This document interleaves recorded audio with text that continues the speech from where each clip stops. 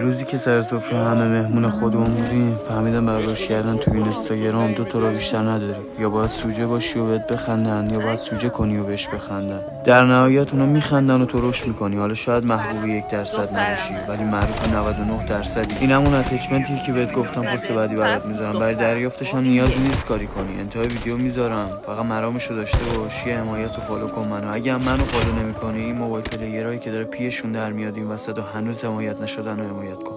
داداشی محتوای خوب تو این نیست که 4 تا اکانت بذارن 4 تا مسخره‌تون کنن فکر کنید یا یارو خیلی خوبه. واقعا حق داشت قصد محلم به کسی گفتی دل نمیداد. دیگه حرفی ندارم. انتهای ویدیو متش میذارم.